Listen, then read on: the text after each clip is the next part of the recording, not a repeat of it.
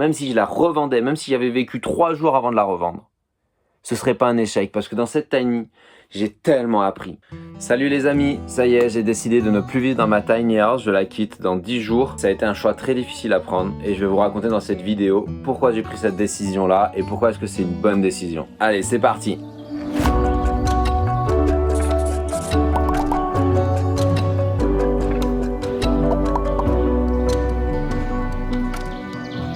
Alors ça a été une décision qui a été très difficile à prendre parce que vous voyez, c'est trop stylé, c'est trop beau, je m'y sens trop bien. En tout cas pour moi évidemment. Ça correspond à plein de choses pour moi.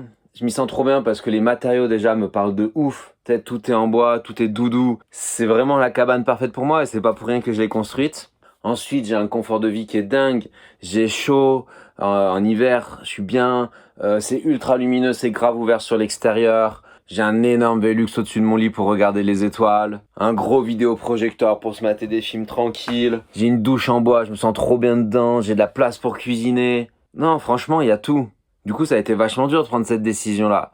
Et en plus de tout le confort de vie que j'ai, tu rajoutes aussi une sobriété de ouf. Genre en termes de charge, je suis à 30 € par mois en moyenne. En hiver, je paye quasiment pas de chauffage, sauf si je me rajoute un truc en plus du poêle à bois. Je veux dire, même si tu mets un radiateur, ça te chauffe toute ta maison. C'est quand même dingue. Mon loyer me coûte 150 €, mes charges 30 €, mon assurance 15 €. C'est le prix que me coûte mon habitation, quoi. Puis en plus de ça, ce projet, il est émotionnellement fort. J'y ai mis tellement d'énergie, du temps, de la conviction.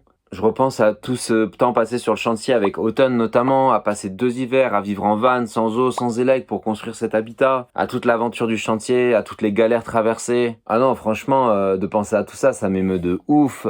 Et du coup, c'est super dur d'imaginer prendre la décision de ne plus vivre là après tant d'investissement. C'est un peu mindfuck quand même.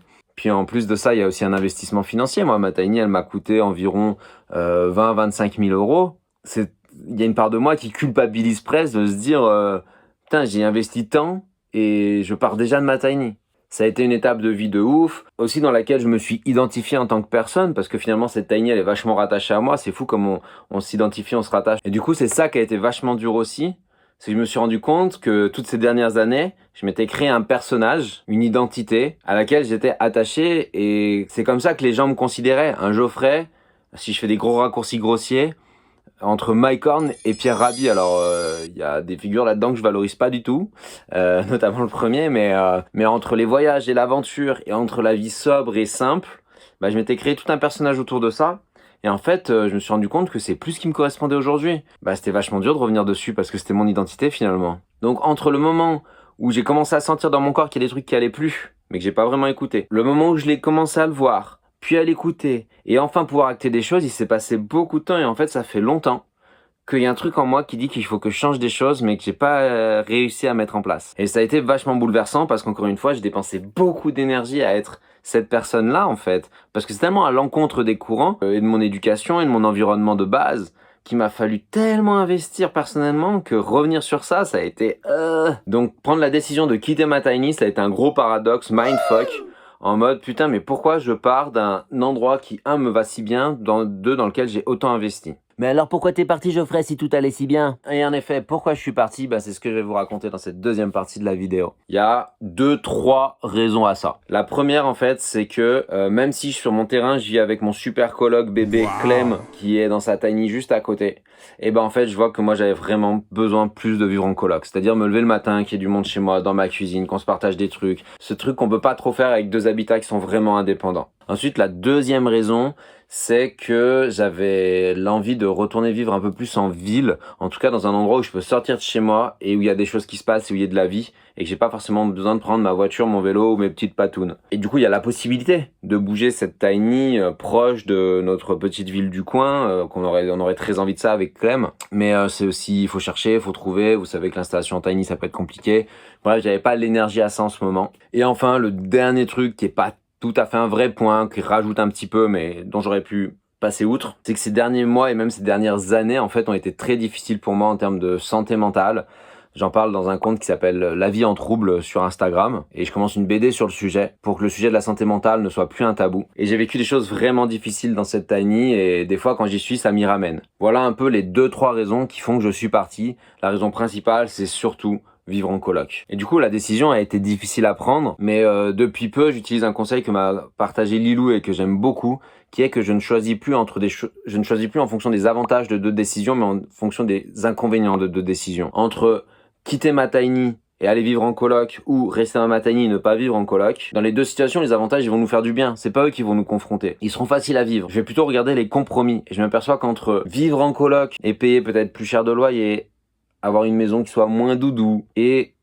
être seul dans ma tiny, rentrer chez moi seul le soir, me faire à manger tout seul et tout, et ben je préfère largement les compromis de la coloc que ceux de la tiny actuellement. Mais Geoffrey, t'as pas l'impression d'avoir fait n'importe quoi dans ta vie si t'as fait une tiny et que t'y vis pas? Et ben 3e thématique de la vidéo, non, ce n'est pas un échec. Non, c'est pas un échec. Je pourrais avoir des pensées. Avant, j'aurais eu ces pensées-là, en mode culpabilité, regard des autres. Non, c'est pas un échec du tout. Alors déjà, même si je devais ne plus y vivre, même si je la revendais, même si j'avais vécu 3 jours avant de la revendre, ce serait pas un échec. Parce que dans cette tiny, j'ai tellement appris. Mais j'ai tellement appris. Je sais construire une fucking maison en bois qui, en plus de ça, est limitée en taille et en poids. Je sais faire un truc de ouf. Aujourd'hui, de mes mains, c'est un truc de malade mental. La confiance que j'ai acquise, elle est pour toute ma vie. À côté de ça, j'ai fait des rencontres mais formidables. Aujourd'hui, les cercles sociaux, l'endroit où je vis, découlent totalement de ce projet. Ce projet, il a changé ma vie. Même mon métier aujourd'hui, puisque je vous accompagne pour faire vos tiny, découle de ce projet-là.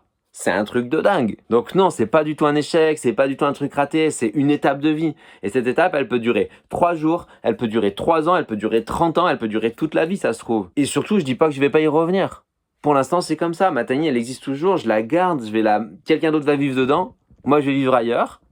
Et puis peut-être qu'un jour je vais revenir là. Ah mais oui Geoffrey, c'est vrai que c'est pour ça que t'avais fait cette tiny, c'est pour pouvoir être libre de faire ce que tu veux. Et ouais, on arrive à la 4e étape de la vidéo, où en fait, pour moi, c'était l'objectif de cette tiny-là, c'était de me dire j'ai un cocon à moi, quelque part sur Terre. Peut-être que je vais pas y vivre, peut-être que je vais voyager, peut-être que je vais vivre ailleurs, mais quelque part sur Terre, j'ai la chance aujourd'hui d'avoir un chez moi, dont je suis propriétaire. Et je suis pas super à l'aise avec ce mot. Et ça, c'est juste une sécurité, une liberté de ouf. Aujourd'hui, je vais vivre en coloc, je vais mettre ma tiny en location. Et voilà, pourquoi? Pour 1 an peut-être, puis peut-être ça va se renouveler, puis peut-être ça va durer 1 an, 2 ans, 3 ans, 30 ans, toute la vie, on n'en sait rien. Mais en tout cas, cette tiny, moi, elle me permettait ça. Et puis je t'avoue que même d'un point de vue financier, aujourd'hui, de pouvoir la mettre en location pour ensuite moi me payer un appart ailleurs, un peu plus en ville, donc un peu plus cher, bah en fait, c'est super intéressant. Alors, ça me questionne grave sur le côté de la spéculation, sur le fait d'être propriétaire. Mais bon, pour l'instant, c'est ça. Je sais pas trop quoi en penser. Voilà, les amis. Donc, en gros, ça a été très très dur de prendre la décision de me rendre compte que là, dans cette étape de vie, c'est plus trop la tiny qui m'allait. J'avais besoin de pouvoir vivre en coloc. Et là, j'ai trouvé une super coloc dans une super maison. Et ça, j'espère que ça va être trop cool et j'en doute pas. Je le vois pas du tout comme un échec. Et puis surtout, je m'aperçois que c'est pour ça que j'avais fait ma tiny, pour pouvoir avoir cette liberté-là. Et surtout, quoi qu'il en soit, je continue de vous accompagner sur vos projets de tiny house. Plus que jamais, je me rends compte à quel point on peut abandonner nos projets de tiny juste parce qu'on est découragé, qu'on n'a pas les compétences ou pas le temps ou pas l'énergie ou pas la confiance et c'est tellement normal. Et j'aimerais vous éviter de traverser les déserts que moi j'ai traversés. Et c'est fou comme un petit accompagnement, des fois de 2 heures, des fois de 2 semaines, des fois de 2 mois, peuvent permettre à des projets de tiny de se réaliser avec beaucoup moins de stress, beaucoup moins de problèmes et beaucoup plus de rapidité. Donc si tu as un projet de tiny, envoie-moi un petit mail, envoie-moi un petit message, on s'appelle, on en parle, on voit ce qu'on peut faire. Il y a plein de possibilités de t'accompagner, je peux t'apprendre à faire tes propres plans, je peux les faire pour toi, je peux organiser un stage avec plein d'autres personnes qui ont des projets de tiny pour se rencontrer. Il y a plein de possibilités, donc si tu as un projet de tiny, que c'est au fond de toi, que ça traîne, que tu sais plus, ne perds pas ton temps à rester seul et viens, on réfléchit à un truc ensemble. Moi, je vais continuer de créer du contenu sur les tiny, je vais continuer les vidéos YouTube, je continue le contenu Instagram, je continue les newsletters. Sur ces 3 formats, vous avez vraiment des informations qui sont très différentes. Donc si vous le souhaitez, si vous le pouvez, restez bien connectés sur les 3. Et puis surtout, je vous souhaite bonne suite et on se dit à bientôt.